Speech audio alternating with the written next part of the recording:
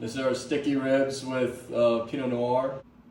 The beverage we chose to pair with this is Pinot Noir, and this worked really well since the pork was milder and a versatile meat, so the medium and versatile red, like a Pinot Noir, paired really well with it. The low tannins and medium crisp acidity helped balance the fattiness and sweetness, and the dish overall had a delicate sauce flavor that paired really well with this delicate wine.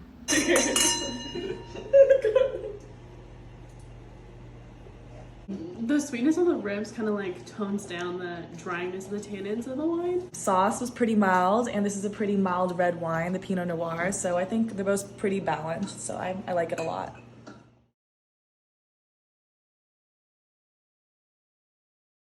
So here you can see Shay is prepping our main dish, which is a crispy pan-seared salmon with creamy goat cheese polenta and refreshing tomato salad.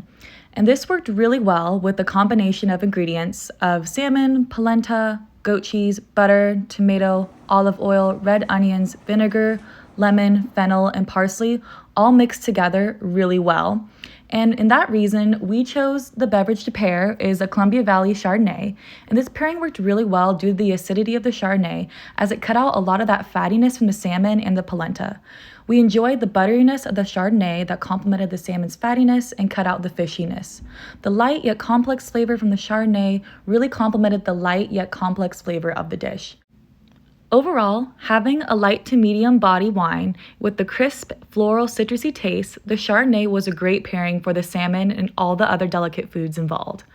The Chardonnay also played well with the creamy tanginess of goat cheese, which I know that we all really loved.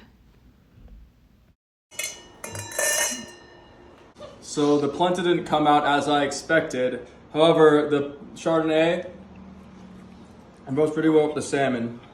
And also, with the salad right here, it's nice acidity. The butteriness of the Chardonnay pairs really nice with that.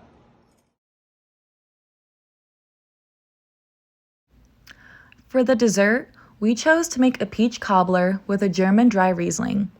The peach cobbler had a couple of different parts that we really enjoyed. These included the fillings that consisted of peaches, sugar, and salt. Then there was the crust with numerous ingredients consisting of butter, flour, sugar, baking powder, salt, and milk, and topped off with sprinkles.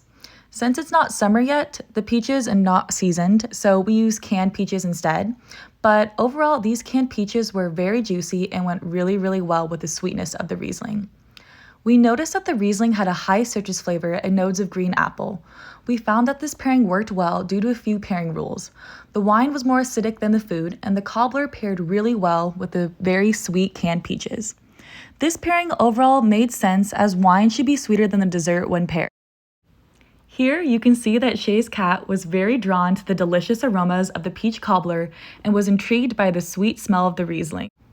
Overall, we found that a couple of attributes from the wine paired really well with the food, which were the high acidity and fruit flavors in the Riesling that cut through the sweetness of peaches and brought out the natural fruity flavor.